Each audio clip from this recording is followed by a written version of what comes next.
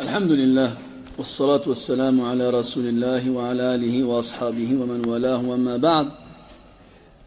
أيها الإخوة الكرام، نلتقي وإياكم في هذه الليلة المباركة، وليلتنا هذه هي الليلة 28 من شهر شوال لعام 39 و400 وألف للهجرة الموافقة 11 من شهر يوليو لعام 18 و2000. كعادتنا نفتح كتاب الإمام البخاري رحمه الله تعالى في الأدب، وقد وصلنا بفضل الله عز وجل إلى الباب 13 بعد 100 الذي هو بعنوان معونة الرجل أخاه. معونة الرجل أخاه. Mes chers frères, nous nous réunissons comme chaque mercredi soir afin de lire ensemble et d'étudier le livre de l'imam al-Bukhari rahimahullah ta'ala dans le bon comportement. Et nous sommes arrivés grâce à Allah au chapitre 113 qui a pour titre l'aide que l'homme offre à son frère. Avec le hadith numéro 220, قال رحمه الله تعالى حدثنا إسماعيل بن أبي أويس قال حدثني عبد الرحمن بن أبي الزناد عن أبيه عن عروة عن أبي مراوح عن أبي ذر رضي الله عنه عن النبي صلى الله عليه وسلم قيل أي الأعمال خير؟ قال إيمان بالله وجهاد في سبيله. قيل فأي الرقاب أفضل؟ قال أغلاها ثمنا وأنفسها عند أهلها. قال أفرأيت إن لم أستطع بعض العمل؟ قال فتعين ضائعا أو تصنع لأخرق. قال أفرأيت إن ضعفت؟ قال تدع الناس من الشر فإنها صدقة تصدق بها على نفسك. في هذا الحديث يروي لنا أبو ذر رضي الله عنه أن رجلا سأل النبي صلى الله عليه وسلم، قال قيل ولم يذكر الفاعل، وهذا يدل على أن مثل هذا السؤال كان يتكرر على ألسنة الصحابة رضي الله عنهم لحرصهم على معرفة الخير والقيام به. ليس ككثير منا يسأل السؤال عن الشيء ولا يهتم هل سيعمل به، وإنما يسأل ليزداد معرفة، وتلك المعرفة إذا لم يتلها العمل كانت وبالا على صاحبها. فدليل الحرص عند الرجل ليس مجرد سؤاله فحسب، بل إنما ينبغي أن يكون بعد هذا السؤال عمل. قال أي الأعمال خير؟ فاستقر في أذهان الصحابة رضي الله عنهم أن بين الأعمال الصالحة تفاوت وتفاضل، فكانوا يسألون عن أفضل الأعمال ليجتهدوا في القيام بها. أي الأعمال خير؟ قال عليه الصلاة والسلام إيمان بالله. والإيمان كما عرفه عليه الصلاة والسلام في حديث جبريل، حديث عمر في صحيح مسلم، أن تؤمن بالله وملائكته وكتبه ورسله واليوم الآخر والقدر خيره وشره. والإيمان كما عرفه أهل السنة والجماعة سلك الله بي وبكم سبيلهم هو إقرار بالقلب وقول باللسان وعمل بالجوارح، يزيد بالطاعة وينقص بالمعصية. إيمان بالله، وذكره مقدما لأنه شرط في قبول جميع الأعمال. لا يقبل الله تبارك وتعالى عمل عامل إذا خلا قلبه من الإيمان. ثم قال وجهاد في سبيله، وكان الجهاد مقدما من بين الأعمال لأن المجاهد يبذل أغلى ما لديه ابتغاء وجه الله، إما نفسه وإما ماله، فكلما قويت تضحية المرء قوي أجره وعظم عند الله تبارك وتعالى. قيل فأي الرقاب أفضل؟ يعني إذا أتيح لي أن أعتق مماليك أيهم أفضل؟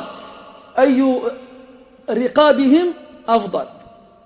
وهذا يدل على أن عتق الرقبة بين الناس فيه تفاضل وتفاوت، فالذي يعتق رجلا شابا قويا صالحا ليس كمن يعتق رجلا أو امرأة عجوزا ضعيفة غير معروفة بالصلاح، بينهما تفاوت.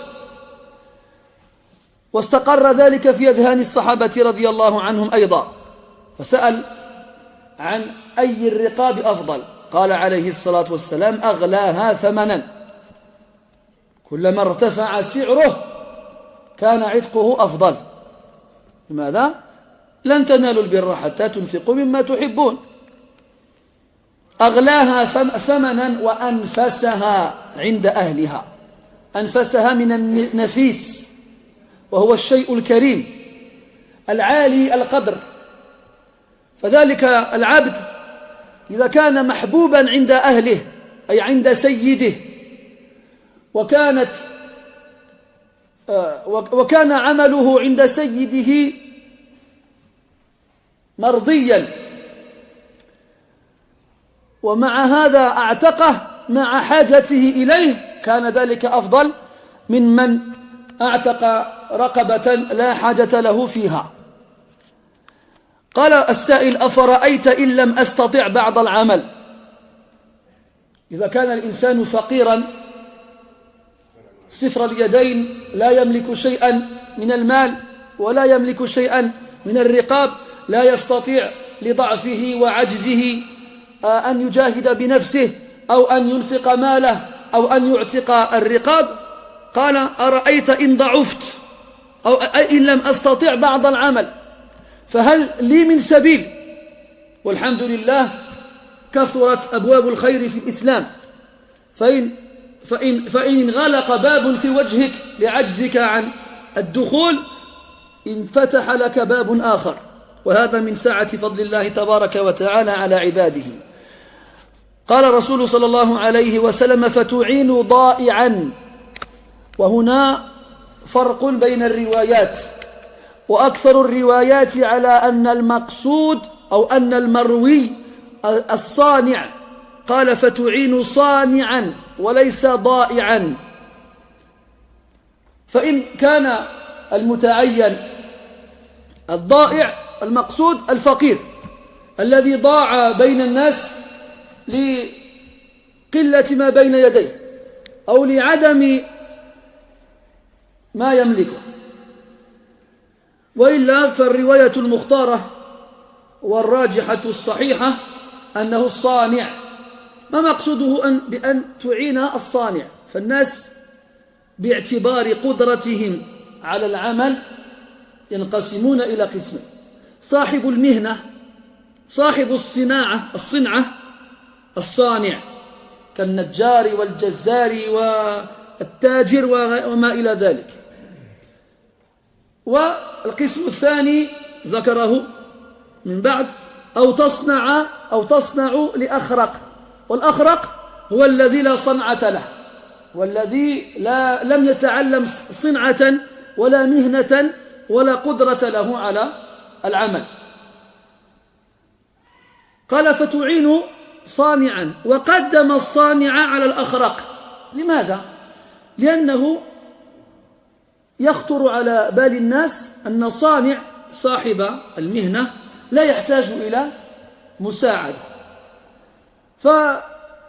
فيؤخر ويقدم عليه من لا مهنة له، فقدمه على صاحبه من باب الصدقة على المستور، لأن صاحب المهنة قد يكون في الضيق والحرج وقد يكون محتاجا إلى المعونة والمساعدة، فذكره أولا. ثم قال أو تصنع لأخرق، فإن لم تجد صانعا يحتاج إلى مساعدة فابحث عن رجل أو امرأة لا صنعة لهما أو لا قدرة لهما على العمل، فاعمل لهما. ونفرق بين الأخرق الذي من عجزه على العمل لا يعمل، والآخر البطال الذي يتكاسل عن العمل، فهذا لا يعان، بل يدفع إلى أن يتعلم صنعة ليتقوت بها. قال السائل أفرأيت إن ضعفت، يعني إن لم أجد في نفسي قوة تمكنني من مساعدة الصانع أو تمكنني من إعانة الأخرق الذي لا مهنة له. إن ضعفت قال تدع الناس من الشر، فإن لم تستطع بذل الخير إلى الناس فكفهم عن شرك، لأن النفس أمارة بالسوء، ما من نفس إلا وهي تأمر صاحبها بالسوء، فإن استطعت أن تمنع نفسك أن تؤذي غيرك كان ذلك لك صدقة. قال عليه الصلاة والسلام فإنها صدقة تصدقوا حذفت إحدى التاءين للتخفيف. ومنه قوله تعالى تنزل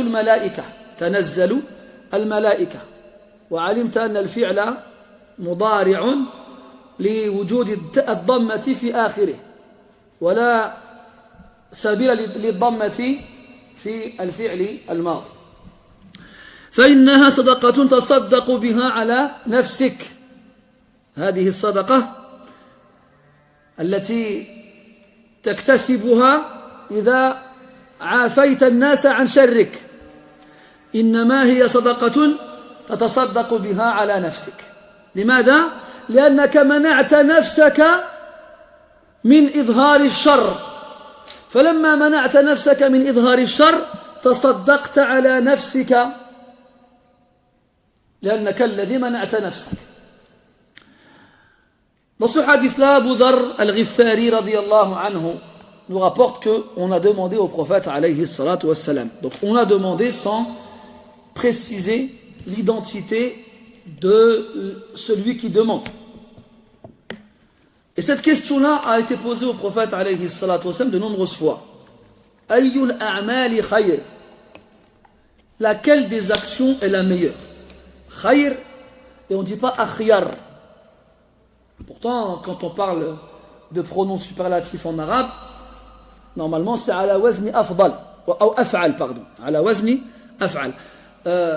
Cependant, pour les mots khayr et shar, on a supprimé la hamza. À la base c'était akhyar et ashar, mais la hamza a été supprimée litarfif, li kathrati an-nutqi biha. Parce qu'on utilise beaucoup ce mot-là, khayr, shar, plus que les autres. Alors c'était lourd à la langue, alors sur la langue de répéter tout le temps akhyar, ashar, jusqu'à ce que la hamza a été supprimée. Et ça c'est une habitude arabe qui est restée jusqu'à aujourd'hui, même trop loin. Il y a beaucoup de mots en arabe dont à l'origine on avait une hamza qui a été supprimée, comme unas, al-unas, c'est devenu annas, akhyar, c'est devenu khayr, ashar, c'est devenu shar. Nous aujourd'hui, Ibrahim, c'est devenu Ibrahim, Ahmed, c'est devenu Ahmed, Idris, c'est devenu Idris, Ismaïl, c'est devenu Ismaïl. Regarde les hamzat rahat. Toutes ces hamzat, elles sont parties. Ça, c'est une aada arabia. Asila quha. C'est une habitude arabe, profonde et pure, qui a subsisté avec le tadarruj, l'évolution du parler arabe aujourd'hui, même si aujourd'hui ça ne ressemble plus à grand chose. Il y a beaucoup de, si on s'attarde, si on connaît sanan al-arab, la façon dont les arabes parlaient avant et la façon dont ils construisaient leurs phrases et dont la langue évoluait, Même quand on regarde dans les lahajat aujourd'hui des Arabes, quelle que soit la lahja, que ce soit celle des Maghrébins, ou celle de l'Égypte, ou celle du Moyen-Orient, on verra que la langue arabe a évolué en respectant les habitudes premières. C'est une fitna le froid, on va passer notre temps à bord de le froid. Taïb. Ayyul a'mali khayr. Laquelle des actions est la meilleure? Et là, premièrement, tu vois la motivation et l'envie des compagnons à vouloir faire le bien. Toujours ils demandaient au prophète, alayhi salatu wassalam, laquelle des actions est la meilleure. Mais eux, ils ne demandaient pas seulement pour savoir, comme beaucoup d'entre nous font aujourd'hui, malheureusement. Ils posent une question juste pour connaître la réponse, c'est tout. Quant à l'intérêt principal du fait de connaître, c'est d'appliquer. Ça, malheureusement, on n'est pas tous sur la même longueur d'onde à ce niveau-là. Les Sahaba, radiyallahu anhum, quand ils demandaient laquelle des actions est la meilleure, c'est pour l'appliquer. Pour faire la meilleure des actions et donc devenir le meilleur. Et aussi les Sahaba, radiyallahu anhum, avaient compris qu'entre les actions, il y avait des différences. Que les actions ne sont pas toutes les mêmes. Il y a des actions qui sont meilleures que d'autres. C'est comme dans le hadith Al-Iman bid'un wa sittuna shu'bah wa fi riwayah bid'un wa sab'una shu'bah a'laha qawlu la ilaha illa Allah wa adnaha imatatu al-adha 'an at-tariq. C'est comme dans le hadith que tout le monde connaît. La foi se compose de 60 et quelques branches. Dans une version du hadith, 70 et quelques branches. La plus haute est le fait de dire la ilaha illallah. Et la plus basse est le fait de débarrasser la voie publique de ce qui gêne les gens. Donc là, tu as une preuve claire qu'il y a une différence dans la valeur entre les actions. Que ce soit des paroles ou des actes. Donc c'est à toi de savoir laquelle des actions est la meilleure pour la faire le plus. Et les Sahaba radiyallahu anhum avaient bien compris cela. C'est pour cela qu'ils demandaient au prophète alayhi salatu wassalam souvent cette question, nous posaient souvent cette question. Alors il a répondu alayhi salatu wassalam, imanun billah. La foi en Allah. La foi, croire. Comme dans le hadith que vous connaissez tous, où Jibril alayhi salam a demandé au prophète sallallahu alayhi wa sallam, qu'est-ce que la foi? Il a répondu que tu crois en Allah et en ses anges et aux livres et aux prophètes et au jour dernier et à la prédestinée, la bonne et la mauvaise. Ça, c'est les composants de la foi, les piliers de la foi. Quant à sa façon d'être reconnue, la foi, qu'est-ce que c'est? C'est le fait de croire, de reconnaître avec son cœur, de parler avec sa langue, de le dire avec sa langue, de l'appliquer avec ses membres. Et cette foi-là, elle augmente avec les bonnes actions et elle baisse avec les mauvaises. Imanun billah, et la première et la principale et la plus importante des actions, c'est la foi. Et dans certains cas, Allah tabaraka wa ta'ala appelle certaines actions la foi. Lorsque cette action-là, lorsqu'elle disparaît, alors elle entraînera la disparition de la foi. Comme dans qawluhu ta'ala, وَمَا كَانَ اللَّهُ لِيُضِيعَ إِيمَانَكُمْ. Il ne convient pas à ce qu'Allah gâche votre foi. قال المفسرون الصلاة. Ici, al-iman bima'na as-salah. Pourquoi la prière n'est pas autre chose? Parce que quand on lit le contexte des versets qui précèdent, c'est lorsque la Qibla a changé de direction. Avant, c'était en direction de Baytul Maqdis, de Jérusalem, puis c'est passé vers la Mecque. Alors, Ahlul Kitab de Médine ont vu les musulmans changer de direction pour faire la prière. Ils ont commencé à dire que toutes les prières qui ont été faites dans la première direction étaient nulles. Alors Allah Ta'ala a rassuré les croyants en leur disant qu'ils ne gâcheraient pas leur foi, leur prière. Et dans le hadith de Jabir fi Sahih Muslim, بين الرجل وبين الكفر والشرك ترك الصلاة.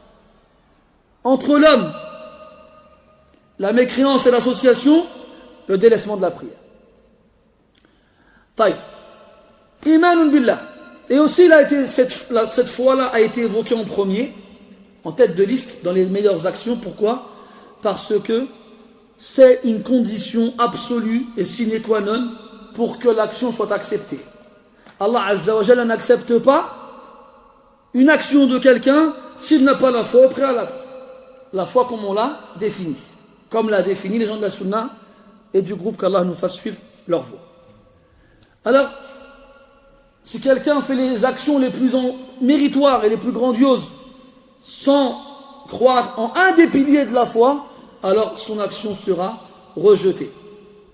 وَمَنْ يَبْتَغِ غَيْرَ الْإِسْلَامِ دِينًا فَلَنْ يُقْبَلَ مِنْهُ. Et quiconque recherche autre que l'islam comme religion, on n'acceptera rien de lui. طيب. Puis il a dit وَجِهَادٌ فِي سَبِيلِهِ. Le djihad, dans les textes du Coran et de la Sunna, a principalement le sens de la lutte. La lutte ou l'effort. Cette lutte ou cet effort-là sera soit fourni à l'égard de l'ennemi, soit fourni à l'égard de soi-même, du moins envers soi-même. Et cette lutte-là et cet effort-là concernera soit sa propre personne, sera fait avec sa propre personne, ou sera fait avec ses biens.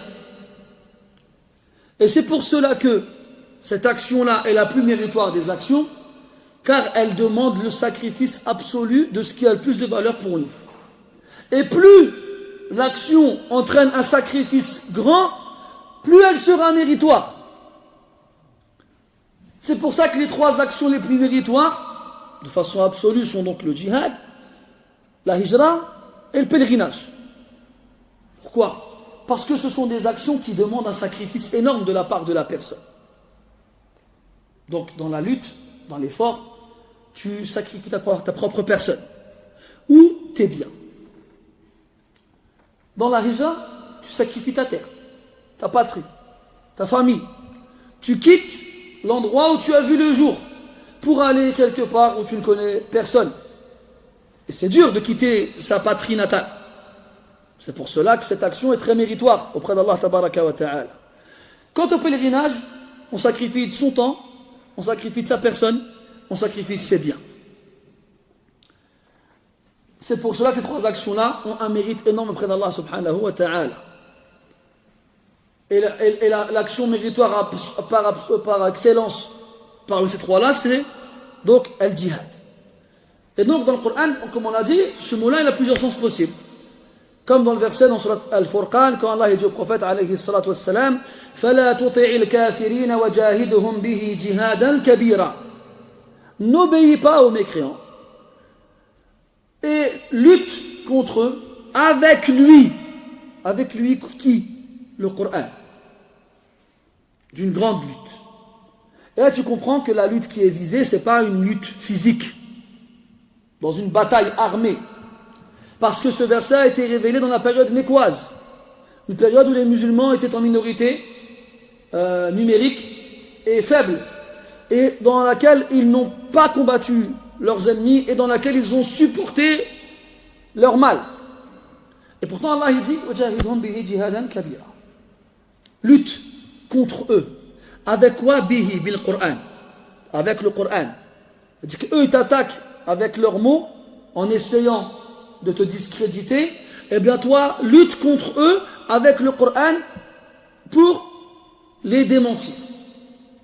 Un autre exemple de verset quand Allah Ta'ala dit Ya ayyuhan nabiyyu jahidil kuffara wal munafiqin waghlud alayhim. Au prophète, donc lutte contre les mécréants et les hypocrites.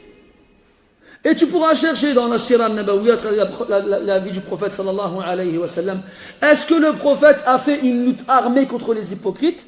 Eh bien, il ne l'a pas fait. Et tu comprends donc à travers ces versets-là que l'emploi du mot jihad doit être compris en fonction du contexte et qu'il ne vise pas forcément et absolument la lutte armée.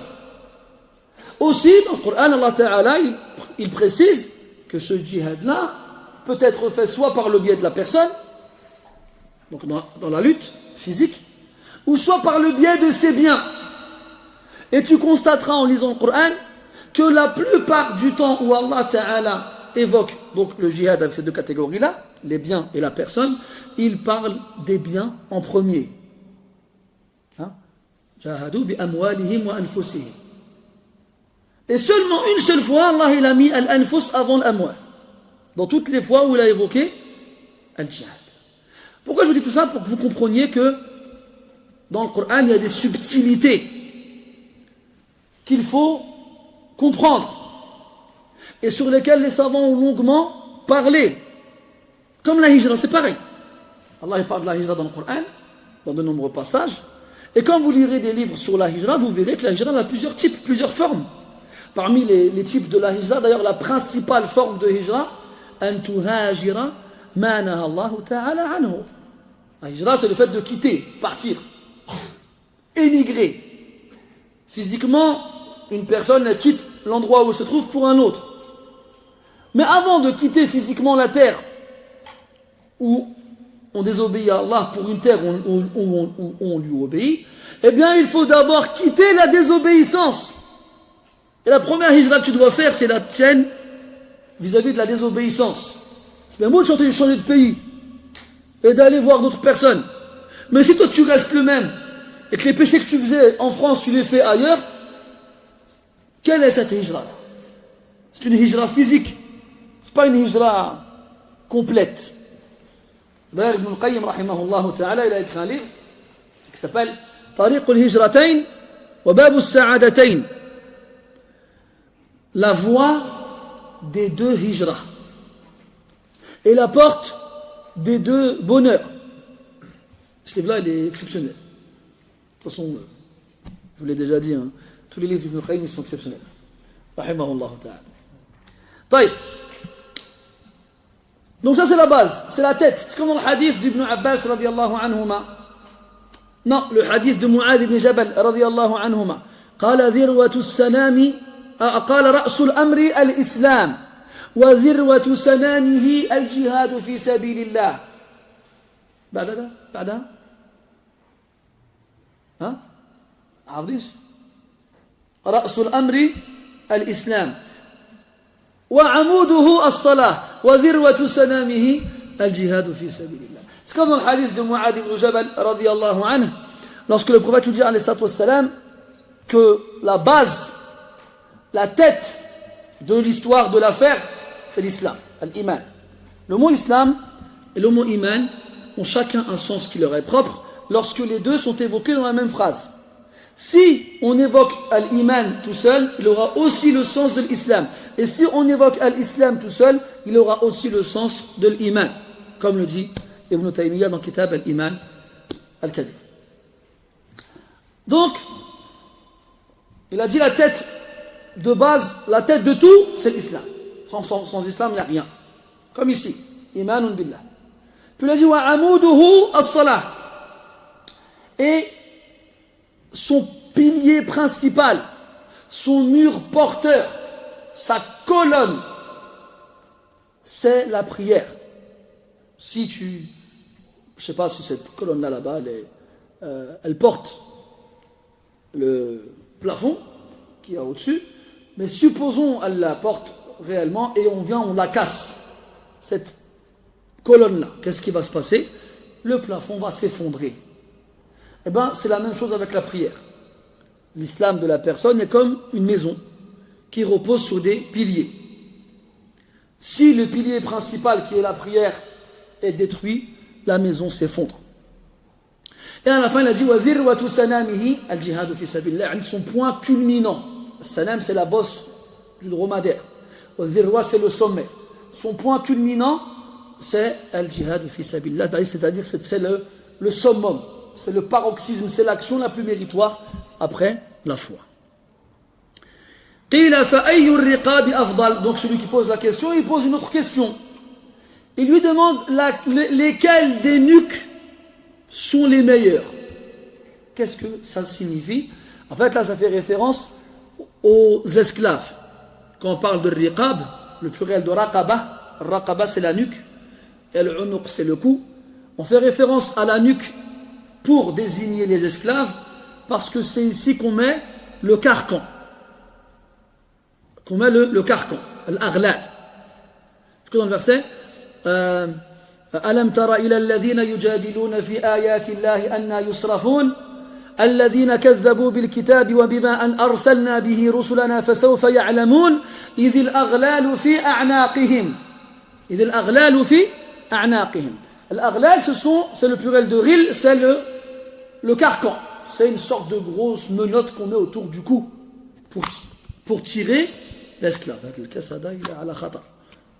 Pour tirer l'esclave. Donc on fait référence à la nuque pour viser le carcan, pour viser l'esclave. Pour viser l'esclave. Lequel des esclaves est le meilleur? C'est pas ça non plus qui est voulu. C'est laquelle des libérations des esclaves, ou du moins si je veux libérer un esclave, lequel des esclaves à libérer sera le meilleur? Parce qu'on vise l'esclave? Non, on vise la récompense. En gros, avec quel type d'esclave j'aurai la meilleure des récompenses si je le libère? Eh bien, disons, tu vois, en arabe, al-ijaz, on raccourcit au maximum. Pourquoi? Parce qu'on a face à nous quelqu'un qui comprend. Pas besoin de lui expliquer. Pas besoin de faire des longues phrases. 3 mots. Ayyul al-riqabi afdal. Ayyul al-riqabi afdal. 3 mots. En français, on doit tout expliquer. Al-riqab, ce n'est pas les nuques qui sont visées, mais ce sont les carcans. Ce ne sont pas les carcans qui sont visés, mais les esclaves. Ce ne sont pas les esclaves qui sont visés, mais la libération. Tu vois? Et ça s'appelle al-ijaz. Et quand tu as al-ijaz, c'est le fait de réduire au maximum la phrase quand tu as face à toi quelqu'un qui comprend. Et à l'inverse, si tu as quelqu'un qui ne comprend pas, alors tu dois faire al-itnab. Tu allonges. Mais ce n'est pas seulement si tu as quelqu'un qui ne comprend pas qu'on allonge. Des fois, al-maqam yaqtadi al-itnab wal-itala. Des fois, la circonstance implique la longueur.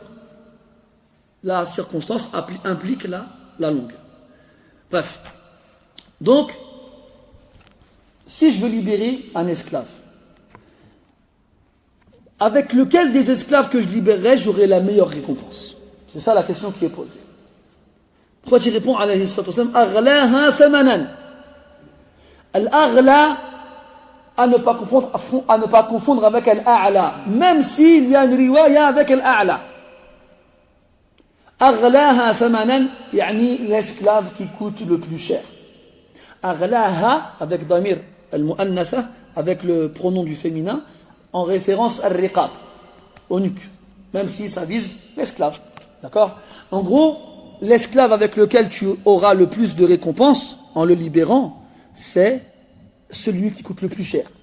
Aghlaha thamanan. Et fi'lan, les esclaves, à l'époque où ils étaient vendus, avaient des prix différents. On ne vendait pas à un homme jeune, fort, robuste, qui sait travailler et qui est pieux, au même prix qu'une vieille dame, fatiguée, fragile, malade, et en plus de ça qui n'est pas pieuse. Ils n'auront pas le même prix.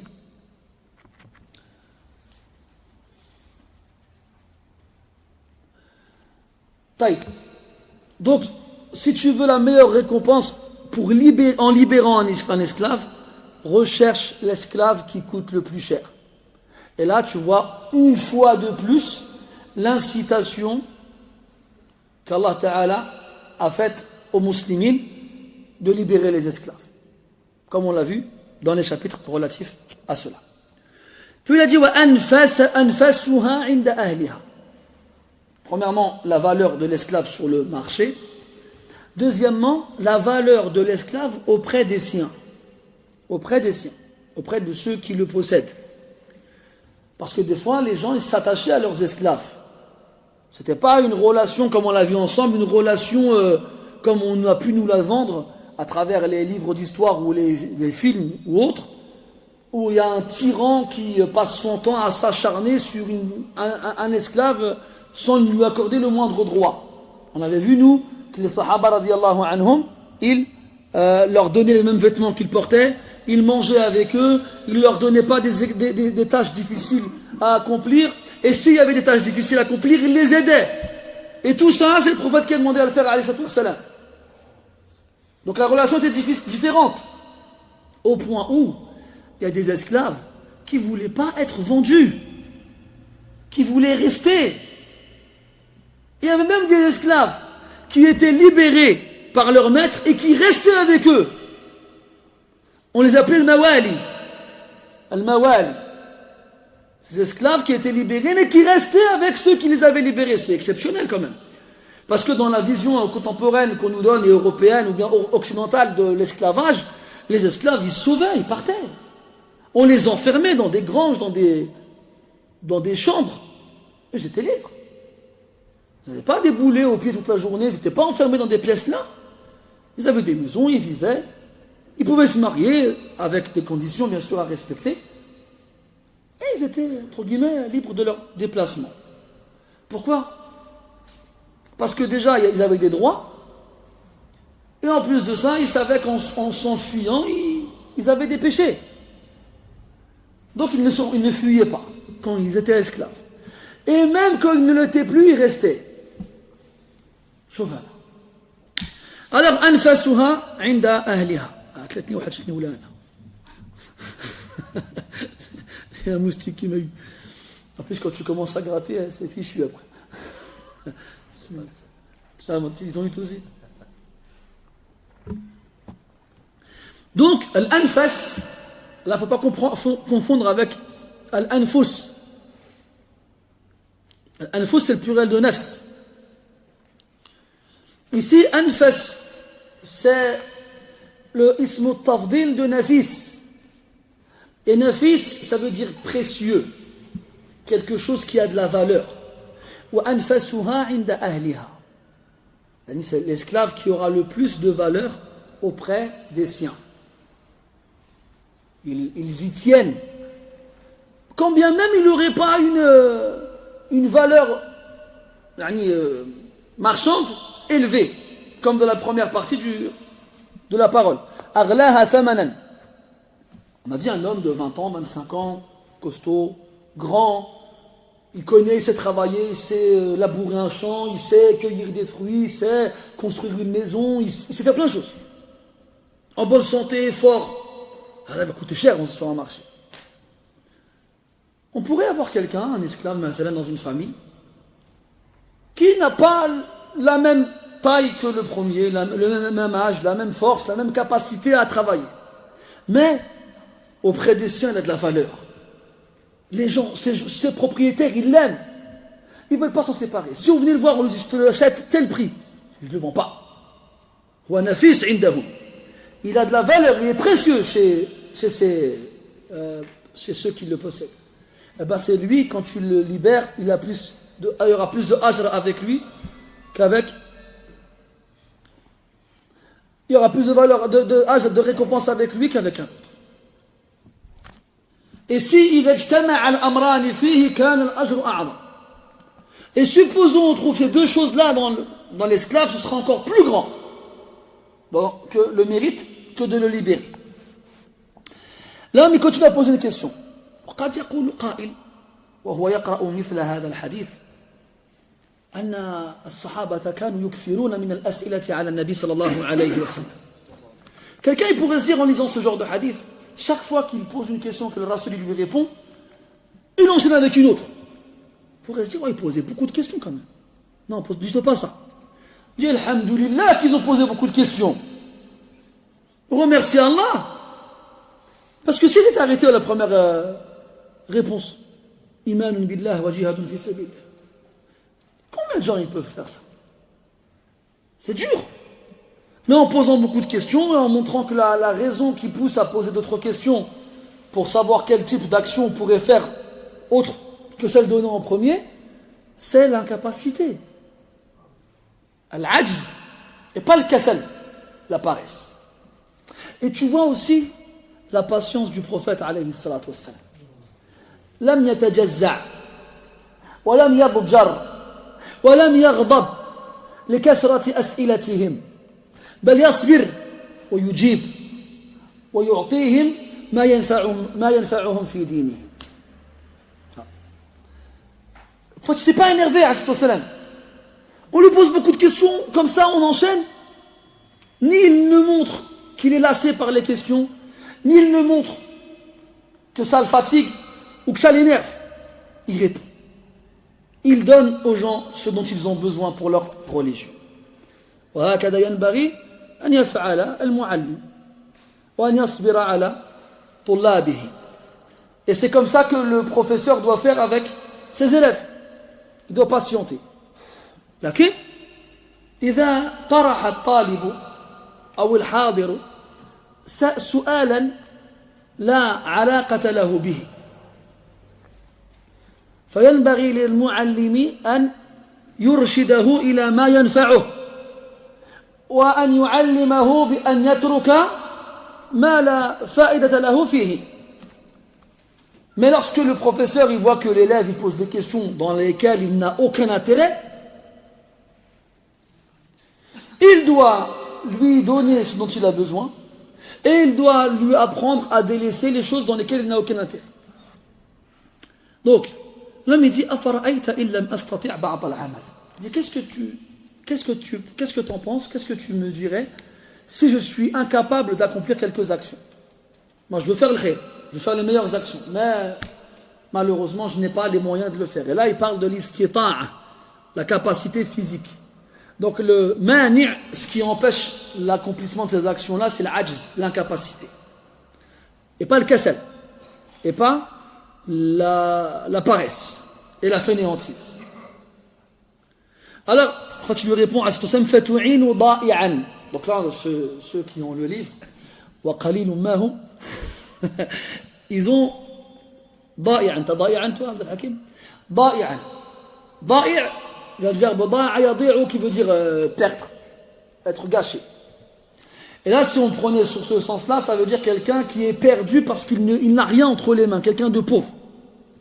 Que tu aides quelqu'un de perdu. Quelqu'un qui n'a aucun moyen pour s'en sortir tout seul. C'est la première éventualité. Mais il faut savoir que la majorité des versions du hadith disent sani'an et pas da'i'an. Ça s'écrit pareil, mais ça se dit différemment.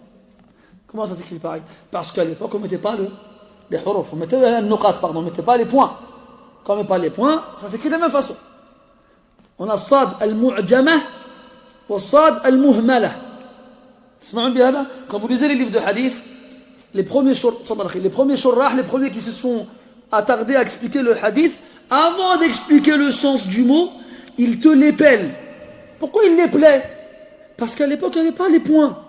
Sani', le sad, il n'y a pas de point au-dessus. Da'i', le dad, il y a un point au-dessus. Alors avant, il n'y avait pas. Alors quand on voulait dire qu'une lettre, elle avait un point, on disait le mu'jamah.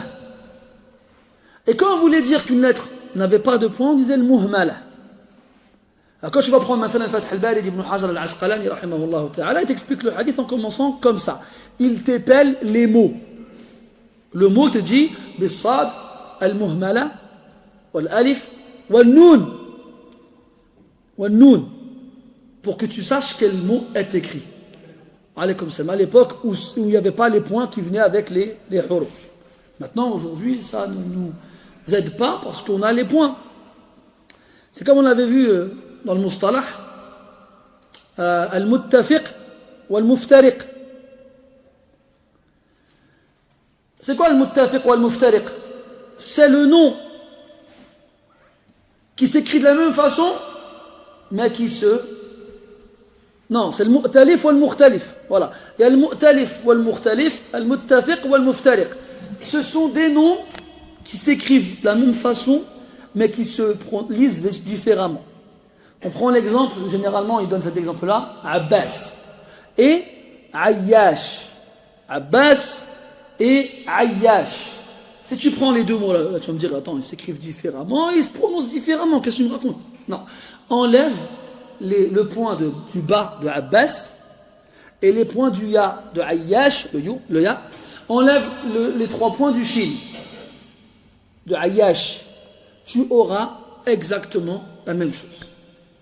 Ça s'écrit pareil, ça se lit différemment. Donc on revient ici. Il a dit فَتُعِينُ صَانِعًا على الراجح. الصانع, qui c'est? الصانع, c'est celui qui a une profession. C'est celui qui a un métier. Quand je dis une profession, ne va pas comprendre quelqu'un qui travaille. C'est quelqu'un qui a une sun'a. Il sait travailler, mais il ne travaille pas. Comme on a en France beaucoup ce genre-là, ça s'appelle des chômeurs. Normalement, ils ont des qualifications, ils ont des diplômes, des certificats, mais ils ne trouvent pas. C'est comme des fois dans certains diplômes, ils acceptent que ceux qui ont de l'expérience. Toi, tu sors avec un BTS ou bien un DUT, tu as eu la meilleure note. Tu postules, ils disent non, vous n'avez pas d'expérience. Comment tu veux que j'ai de l'expérience si personne ne me fait travailler? Regarde les incohérences du système du travail en France. Tu dois avoir des diplômes pour travailler et de l'expérience. Quand tu as des diplômes, ils ne te prennent pas parce que tu n'as pas d'expérience. Quand tu as de l'expérience et que tu n'as pas de diplôme, ils ne prennent pas parce que tu n'as pas de diplôme. Mais à la fin, après, ils disent qu'il y a 4 millions de chômeurs. Ouais, je sais pas combien de chômeurs. Al-Muhim. Donc, il existe des gens qui ont un savoir-faire, mais qui ne travaillent pas. Pourquoi ils ne travaillent pas? Pas parce qu'ils n'ont pas envie de travailler, parce qu'ils ne trouvent pas de travail. Donc, le prophète dit quoi? Ben, tu aides celui-là. Pourquoi il a parlé de lui, Alash? Comment ça se fait alors que nous, on aurait pu se dire, tu aides le pauvre qui a rien, qui peut rien faire? Là, tu aides celui qui a du savoir-faire et qui ne travaille pas. Pourquoi? Parce que les gens, ils se disent quoi? Celui-là, il sait travailler, celui-là. C'est un menuisier, j'ai déjà vu travailler chez un menuisier. Il peut travailler. Oui, d'accord, il peut travailler, mais s'il n'y a pas de travail qu'il fait, comment il fait? Alors les gens ils se disent quoi? Lui, il peut travailler, on ne l'aide pas, il se débrouille. Et là, personne ne le calcule, ce qu'il a après. Plus personne ne l'aide. Et à la fin, il est perdu. Alors, c'est donc lui qu'on doit mettre en avant. Parce que le pauvre, qui peut rien faire et qui sait rien faire, tout le monde le sait, Adam. Il est là, assis dehors, comme ça, à attendre qu'on lui donne quelque chose. Mais celui qui sait travailler et qui cherche et il ne trouve pas de travail, il ne va pas rester dehors à attendre. Il va chercher du travail, mais il ne va pas en trouver. Et là, si tu sais pas, si tu n'as pas les moyens de faire ce qui a été dit au début du hadith, alors aide quelqu'un qui a un savoir-faire, mais qui malheureusement n'a pas les moyens de l'accomplir. Comment tu peux l'aider? Aide-le en lui proposant un travail, par exemple, si tu peux l'embaucher toi. Ou bien aide-le en le pistonnant pour un travail, si tu connais quelqu'un qui peut l'embaucher. Moi je connais quelqu'un, Allah yabarak, mashallah, il est ingénieur en je sais pas quoi, ou bien il est menuisier, ou bien il a été bouché, bref. Tu vas voir des gens, si tu connais quelqu'un, est-ce que ça t'intéresse? Après tu vas voir si tu peux te faire travailler, vas-y, va bismillah. Ou si tu ne peux pas l'aider de cette façon-là, et que tu sais qu'il est dans le besoin, alors aide-le en faisant l'aumône pour lui. Puis il a dit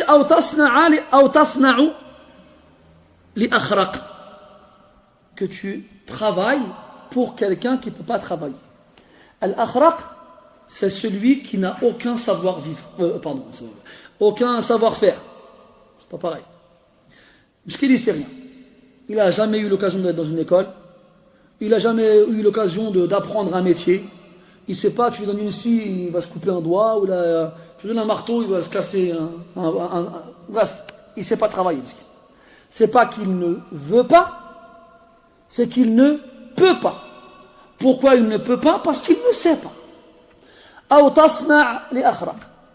Donc, tu travailles pour quelqu'un qui ne peut pas travailler. Ça, c'est donc, tu veux faire, on est toujours dans l'amal, afdalul amal, les meilleurs des actes. Quelqu'un dans ça va dire quoi? Mais non, je vais encourager à rien faire. Là, on parle de quelqu'un qui ne peut rien faire. Si tu peux l'aider en lui apprenant hada ahsan, c'est encore mieux. Allez, comme ça. Mais si tu ne peux pas, et tout ce que tu peux faire, tu travailles déjà toi, et tu peux travailler pour lui en l'aidant, alors aide-le. Qala as-sa'il, celui qui pose la question, il demande afara'ayta in da'uft. Si j'ai pas la force de le faire, qu'est-ce que je peux faire à la place? Il a dit da'uft, il a fait référence à da'f. Al-da'f, yani la faiblesse. Donc ça s'oppose à la capacité. Donc al-mani' toujours, ce qui l'empêcherait d'aider ces gens-là, c'est son incapacité à le faire. Et pas sa paresse ou sa fainéantise. Alors le prophète a répondu sallallahu alayhi wa sallam, tada'u an-nasa min ash-sharr, que tu délaisses les gens dans le sens du mal. Tu les épargnes de ton mal à toi. Que tu fasses tout. Si tu ne peux pas leur apporter un bien, alors au moins épargne-leur du mal. Au moins épargnez-les du mal. Pourquoi? Parce que, comme dans le Coran, Allah Ta'ala dit, Inna an-nafsa la'ammaratun bis-su'. L'âme ordonne beaucoup le mal. On a tous beaucoup d'ennemis. Tout à l'heure, on parlait des différents types du djihad. On a dit que parmi ces différents types, le fait de se combattre soi-même, de lutter contre soi-même, de fournir un effort contre soi-même. Pourquoi? Parce qu'en nous, on a plein d'ennemis. Ce nefs qui nous ordonne le mal.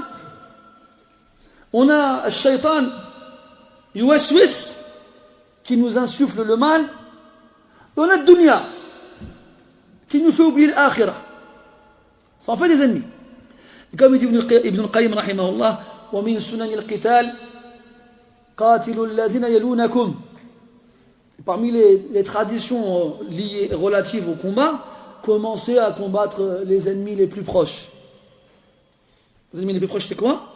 Ton nafs, ton shaitan, ad-dunya. Tu peux rajouter dans certains contextes, إِنَّمَا أَمْوَالُكُمْ وَأَوْلَادُكُمْ عَدُوٌّ لَكُمْ. إِنَّ مِنْ أَمْوَالِكُمْ وَأَوْلَادِكُمْ عَدُوًّا لَكُمْ فَاحْذَرُوهُمْ. D'autres ennemis aussi qui sont proches. Parmi, pas tous, heureusement encore, parmi vos biens et vos enfants, il y a des ennemis. Faites attention à eux. Alors, il ne faut pas le prendre au premier degré, mais c'est dans le sens où ces enfants-là t'empêchent de faire le bien. Cet argent-là t'empêche de faire le bien. La tulhikum amwalukum wala awladukum an dhikrillah. Que vos biens et vos enfants ne vous distraient pas d'évoquer Allah Azza wa Jalla. Donc, on a des ennemis qui nous sont proches. Quand on a plusieurs ennemis, des proches et des lointains, on commence par combattre les proches. Et c'est quoi les proches?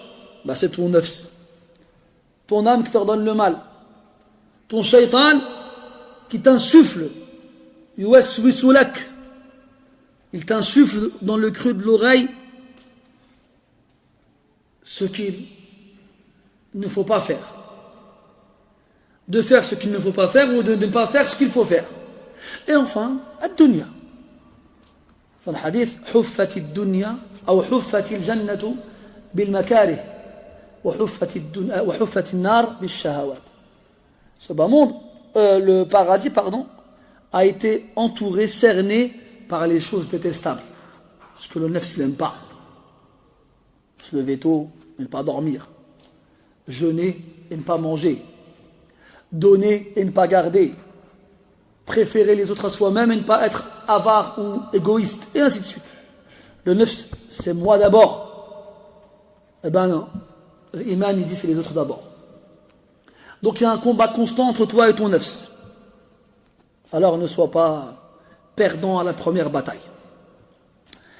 Il a dit que tu épargnes les gens du mal qu'il y a en toi. Ou si tu peux les préserver du mal de façon générale. Que ce soit le tien ou celui des autres. Si tu ne peux pas leur faire du bien, si tu ne peux pas leur faire du bien, au moins, ne leur fais pas du mal. قال النبي صلى الله عليه وسلم المسلم من سلم المسلمون من لسانه ويده. Le musulman est celui dont les musulmans sont à l'abri de sa langue et de sa main. De ses mots et de ses actes. Ils sont à l'abri. Mets-les à l'abri de ce qui sort de ta bouche et de ce que tu fais avec tes mains. قال فإنها صدقة تصدق بها على نفسك. Ce sera une aumône que tu feras sur toi-même. Quand tu épargnes les gens de ton mal, c'est pas une aumône que tu leur fais à eux, c'est une aumône que tu te fais à toi-même. Pourquoi? Parce que tu t'empêches de faire du mal. Donc c'est à toi que tu as fait un bien. C'est donc une aumône que tu as fait à toi-même.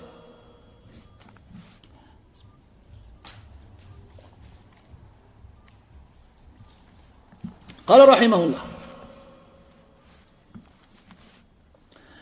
باب أهل المعروف أو أهل المعروف في الدنيا أهل المعروف في الآخرة. ننتقل إلى باب جديد وهو الباب الرابع عشر بعد 100. أهل المعروف في الدنيا أهل المعروف في الآخرة. وهذا العنوان مأخوذ من الحديث الذي أو من أول أحاديث الباب. قال رحمه الله حدثنا علي بن أبي هاشم قال حدثني نصير بن عمر ابن يزيد ابن قبيصة ابن يزيد الأسدي أو الأسدي. هذا النسب مسلسل بالأسماء التي لا تنصرف، والأسماء التي لا تنصرف هي الممنوعة من الصرف. والممنوع من الصرف عند النحاة هو الذي لا يقبل التنوين. قال نصير ابن عمر هذا ممنوع من الصرف. ابن يزيد هذا ممنوع من الصرف. ابن قبيصة هذا ممنوع من الصرف. ابن يزيد هذا ممنوع من الصرف. قيل أن رجلا من الفقراء قرع باب أحد الناس فهاتفه من وراء الباب: من القارع؟ قال سائل يسأل من سخائك. فقال صاحب البيت: انصرف. فقال السائل: أنا اسمي إبراهيم، وإبراهيم ممنوع من الصرف.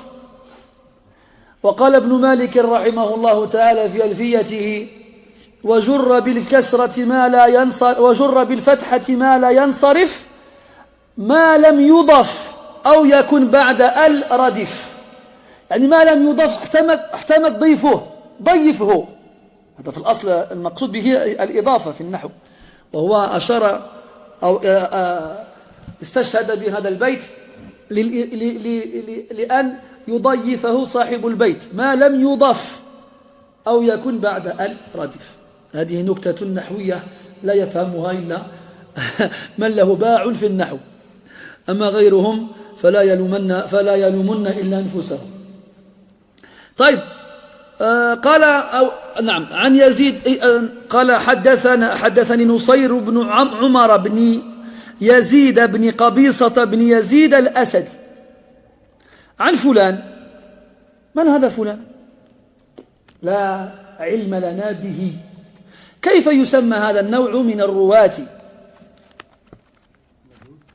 لا، ليس المجهول، المبهم. أحسنت. قلنا وكررنا ولا زلنا نكرر أن المبهم هو الذي لا يسمى، والمهمل هو الذي لا ينسب، والمجهول هو المذكور باسمه ونسبه وهو غير معروف. هنا قال فلان عن فلان غير مذكور أصلا. هذا من قوادح من القوادح في صحة الحديث، وبجهالة وإبهام هذا الراوي نستطيع أن نحكم على الحديث بالضعف. عن فلان قال: سمعت برمة بن ليث بن برمة. وهذا برمة هذا مجهول، مجهول مذكور باسمه واسم أبيه ولا يعرفه أحد من النقاد. قال: سمعت برمة ابن ليث ابن برمة أنه سمع قبيصة بن برمة الأسدي قال: كنت عند النبي صلى الله عليه وسلم فسمعته يقول: أهل المعروف في الدنيا هم أهل المعروف في الآخرة وأهل المنكر في الدنيا هم أهل المنكر في الآخرة. المعروف هو اسم المفعول من الفعل عرف، لأن اسم المفعول يصوغ أو يصاغ من الفعل الذي لا يسمى فاعله، واسم الفاعل يصاغ من الفعل الذي يسمى فاعله. عرف، فالمعروف هو ما تعارف عليه الناس، هذا لغة. وشرعا ما دعا إليه الرب عز وجل من فعل الخيرات والإحسان إلى الخلق وبذل الخير والقيام بالعبادات والطاعات وما أشبه ذلك. فالمعروف شرعا يختلف عن المعروف عرفا. قال أهل المعروف يعني أصحاب الطاعات والعبادات والخيرات والإحسان في الدنيا هم أهل المعروف في الآخرة، هم معروفون بخيرهم يوم القيامة ويعرفون أجورهم يوم القيامة، فلا تظلم نفس شيئا. قاموا بالمعروف في الدنيا وعرفوا عند الناس بالخير في الدنيا، فوافوا أجورهم في الآخرة كاملا وعرفوا هناك بالخير كذلك. والعكس بالعكس. وأهل المنكر، والمنكر هو ضد المعروف، ما لا يعرفه الناس. وكما قسمنا معنى المعروف إلى قسمين شرعا وعرفا، فكذلك نفعل مع المنكر. فالمنكر له معنى شرعي ومعنى عرفي، فالمنكر ضد المعروف في معنييه. فالذين عرفوا في هذه الدنيا بالنكارة والمنكر لا يعرفهم أحد من الناس في أبواب الخيرات والإحسان، وهم كذلك غير معروفين في الطاعات والعبادات والإحسان، هم أصحاب المنكر والعياذ بالله، هم أهل المنكر والعياذ بالله في الدنيا. فكذلك كانوا أهل المنكر في الآخرة، لا يعرفهم أحد ولا يجدون أجرا يتشبثون به في الآخرة أو يرجون به نجاة عند الله تبارك وتعالى، هم كذلك في الآخرة. فاختر ما تريد أن تكون منهم، أو في أي الفريقين تريد أن تكون يوم القيامة، إما من أهل المعروف وإما من أهل المنكر. فالذي يريد أن يكون من أهل المعروف في الآخرة لا بد له أن يكون من أهل المعروف في الدنيا، والذي لا يريد أن يكون من أهل المنكر في الآخرة لا بد له أن يجانب مصاحبة أهل المنكر في الآخرة.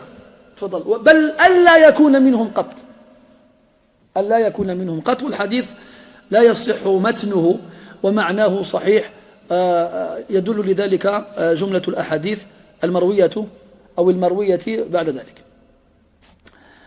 Dans ce hadith-là, on a plusieurs choses à dire dans la chaîne de transmission. Entre autres, qu'on a un rapporteur qui s'appelle Foulan. Est-ce que Foulan, c'est le nom de quelqu'un? C'est pas un nom, Foulan. Foulan, c'est le nom qu'on donne à celui dont on ignore le nom.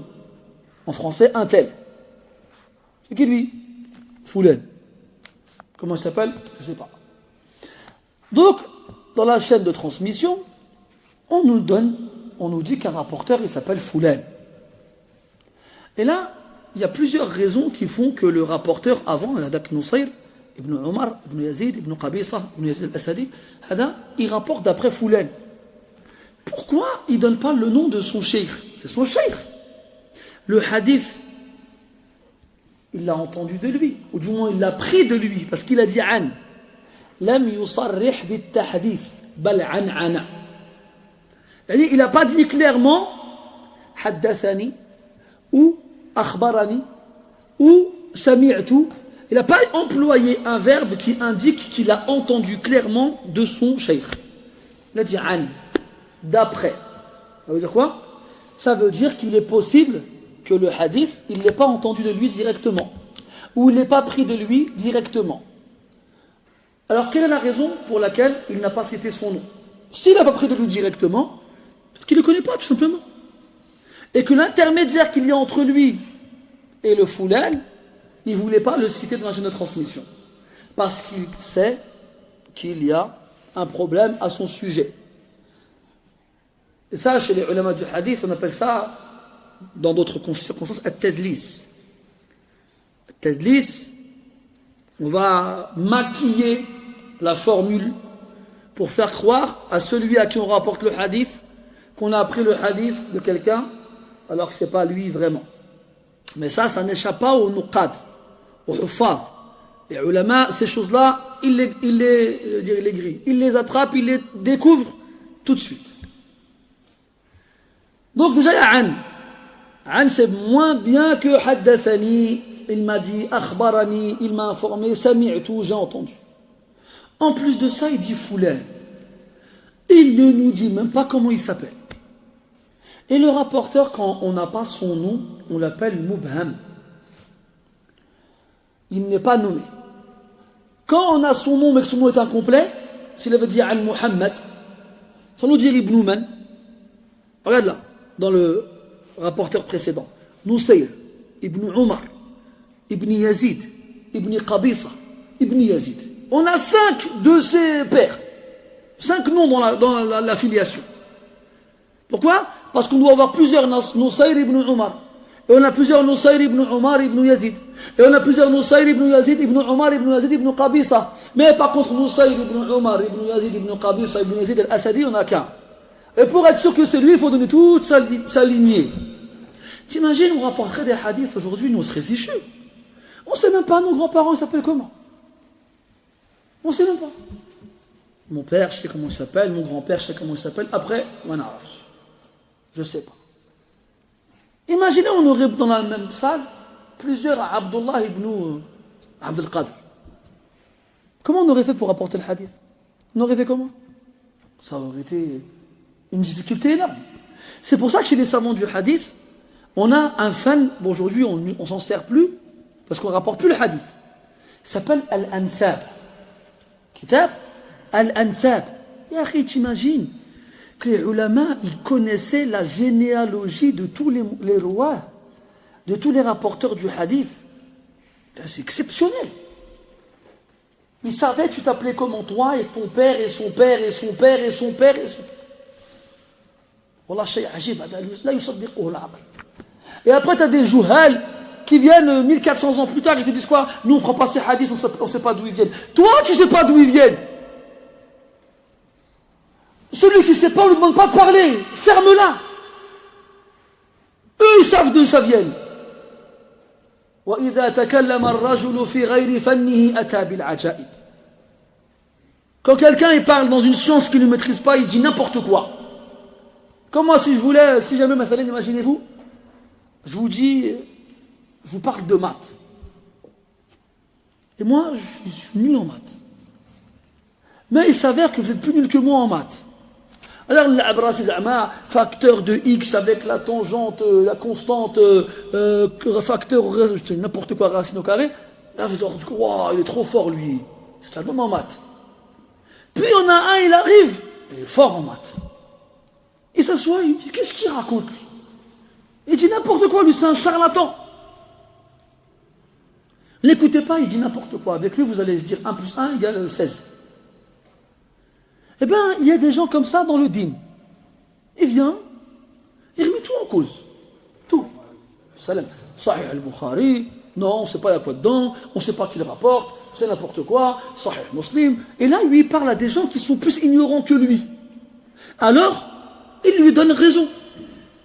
Mais si lui, il avait devant lui des talabat, des gens qui ont appris le hadith et appris le mustalah et appris le jarh al-ta'dil et tout ça, il dit, mais qu'est-ce que tu racontes? Tu dis n'importe quoi, toi. Ça part comme ça, ilm al-hadith. Il y a un bab dans ilm al-hadith, il s'appelle al-ansab. Il y a des livres entiers où tu as des noms. Tu n'as que des noms. Tu n'as que des noms. Fulan, ibn Fulan, ibn Fulan, ibn Fulan. Hop. Et puis, suivant. Et ainsi de suite. Et ces livres, ils les apprenaient par cœur. Tu te rends compte? Ils apprenaient le hadith, puis ils apprenaient les asanides, puis ils apprenaient les noms des rapporteurs entiers, avec leur généalogie.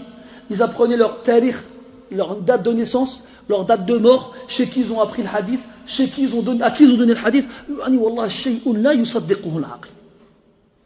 Ils connaissaient les tabaqat, les degrés de niveau des rapporteurs des shuyukh.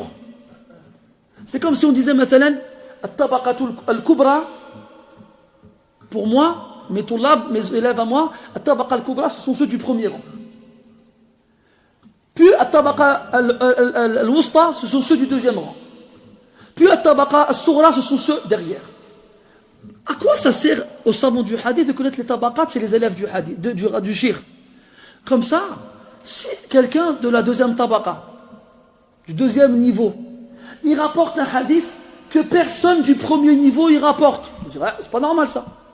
Pourquoi ceux du premier rang, ils n'ont pas rapporté le hadith alors que c'est le meilleur niveau? Ça, hop, de côté le hadith. Parce que toi tu crois, ils viennent, ils disent sahih, da'if comme ça, hasab al-dhawq. Comme on fait, on met son doigt dans le ciel, ah, le vent il vient par là alors qu'il n'y a même pas de vent. Non, ça ne marche pas comme ça. Wallah ya ahbabi, la yajuz li ahadin كائنا من كان وإن كان أفصح الناس وأبلغهم نطقا أن يتكلم في فن من فنون العلم وليس له فيه شيء من المعرفة. Wallah, il est strictement interdit à quiconque, même s'il s'exprime en arabe comme Antara et Shaddad, Antara et Al-Muhalhil, de parler dans un des domaines de la science religieuse alors qu'il n'a jamais rien étudié dedans. Jamais. Et après, à la télé, sur Internet ou dans YouTube ou là, ce que tu veux là, tu as des gens, ils sont là, ils sont dans des mosquées ou maintenant chez eux avec leur caméra et puis ils te disent le Bukhari non, Muslim non, kada kada. Voilà, c'est quoi ça? Afala yasa'una ma wasi'a an-nas min qablina.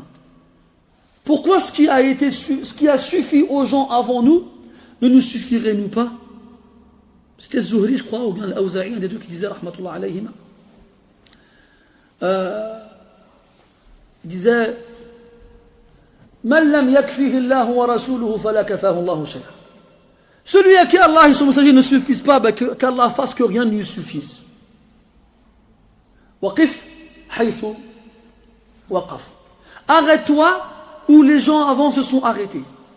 La tatajawaz haddahu. Ne dépasse pas cette limite que eux n'ont pas voulu dépasser.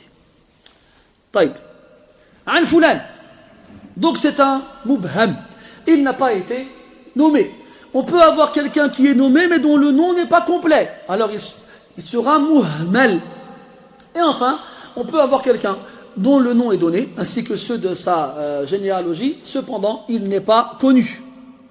Alors, pareil, ce sera une tare et un défaut dans la chaîne de transmission qui nous permettra de le juger comme étant faible. Donc, il y a un Qabisa ibn Burmah al-Asadi dit avoir été chez le prophète sallallahu alayhi wa sallam et l'avoir entendu dire Ahlul ma'roufi fi dunya hum ahlul ma'roufi fi al-akhirah. Al-ma'rouf, linguistiquement parlant, c'est ce qui est connu. Islamiquement parlant, c'est le bien, l'obéissance, la bienfaisance, l'adoration qu'Allah Ta'ala ordonne à ses serviteurs de faire. Donc le sens du mot ma'rouf en islam aura un sens différent du sens connu en arabe. Ma'rouf, c'est quelque chose qui est connu, que ce soit une personne, rajulun ma'rouf, ou une action qui sera, on dira alors en français, reconnue. C'est-à-dire que les gens accepteront et agréeront les choses qui sont faites dans les pays, ce que vous voulez, les us et les coutumes. Par exemple, les Indiens Iroquois, tribu de l'Amérique, avant qu'ils ne se fassent exterminer par les envahisseurs, wallah, c'est exceptionnel ça aussi. Le génocide indien, les Indiens d'Amérique, il faut le voir ça aussi. Ça, on n'en parle pas en histoire. Ils nous disent quoi? El Conquistador. C'est qui le Conquistador? C'est Cristobal del Colomba, alias Christophe Colomb. Il est venu, il a découvert l'Amérique. Et ça s'arrête là. Non, il n'a pas découvert l'Amérique. Il a exterminé les Américains. Ah, il n'a pas fait de cadeau. Allez hop, on prend leur or et on les tue. Après, Galek, c'est nous les Américains. Qu'est-ce que je disais? Pourquoi je vais arriver là-bas? Comment je me suis retrouvé en Amérique? Oui, les Iroquois. Les Iroquois sont une tribu indienne en Amérique qui ont une crête. C'est les premiers qui ont fait la crête. C'était pas des peuls qui faisaient pas du rock. Ils avaient une crête sur la tête. Ils se rasaient les côtés de la tête et ils laissaient une crête comme un coq sur leur tête. Ils se faisaient reconnaître comme ça. Quand tu voyais à l'époque un Indien avec une coupe comme ça, tu savais que c'était un Iroquois. Si moi, maghrébin, je viens avec une coupe de cheveux comme ça, dans mon pays, qu'est-ce qu'ils vont me faire? Ils vont me lapider, ils vont pas me reconnaître. C'est quoi ce fou là? Donc là, le ma'rouf, c'est ce que les gens ils reconnaissent entre eux, que ce soit dans leurs habitudes vestimentaires, dans leurs habitudes alimentaires, dans leurs habitudes, dans leurs relations sociales ou autres. Ça, c'est d'un point de vue linguistique. Et puis, dans le point de vue islamique, on a dit c'est toutes les bonnes choses qu'Allah Ta'ala demande de faire, sur des adorations, des obéissances, ou même de la bienfaisance à l'égard des autres. Ahlul ma'rouf fi dunya. Bien sûr, on parle ici du ma'rouf shar'an, de ce qui est voulu islamiquement parlant. Ceux qui sont ahl, quand on dit que quelqu'un il est ahl d'une chose, là c'est le partisan, c'est les partisans d'eux. Ce sont ceux qui font toujours ça. Ils sont toujours dans le ma'rouf. Ceux qui sont dans le ma'rouf ici-bas, alors ils seront avec ahlul ma'rouf dans l'au-delà. En gros, si tu veux résumer, le seul moyen d'être avec les gens du ma'rouf dans l'au-delà, eh bien, c'est d'être avec eux ici-bas. Et comment est-ce qu'on est avec eux ici-bas? En faisant le ma'rouf. Pas seulement en restant avec quelqu'un qui fait le ma'rouf sans le faire soi-même. Là. Et à l'inverse, on a le munkar. Le munkar, c'est l'opposé du ma'rouf. Le mal. Que ce soit le mal d'un point de vue islamique, ce qu'Allah a interdit, ou le mal parmi les gens. Comme la fameuse coupe de cheveux dont je vous parlais tout à l'heure, dans un pays qui ne la connaît pas. À ce moment-là, ce sera un munkar chez les gens. D'accord? Eh bien, ceux qui sont dans le munkar ici-bas et avec le munkar ici-bas, ils le seront aussi dans l'au-delà. Qu'ils ne viennent pas se plaindre. Quand ils arriveront au jour de la résurrection et qu'ils seront avec les gens du munkar, mais qu'est-ce que je fais avec eux, moi? Eh ben, écoute, tu étais avec eux ici-bas, alors tu seras avec eux dans l'au-delà. Et la rétribution est conforme à la nature de l'action. Tu étais avec les gens du mal, ici-bas, alors tu seras avec eux dans l'au-delà. Et bien, alek, franchement, où tu crois qu'ils vont finir à Ahlul Munkar? Si ce n'est dans les abysses de l'enfer, wal-iyadu billah. Et où tu crois qu'ils vont finir les gens du ma'rouf? Si ce n'est dans les plus hauts degrés du paradis. Nas'Allah min fadli. Donc il n'y a pas de secret, il n'y a pas de mystère, il n'y a pas de traîtrise à craindre. Si tu veux être avec les gens du bien dans l'au-delà, sois avec eux ici-bas.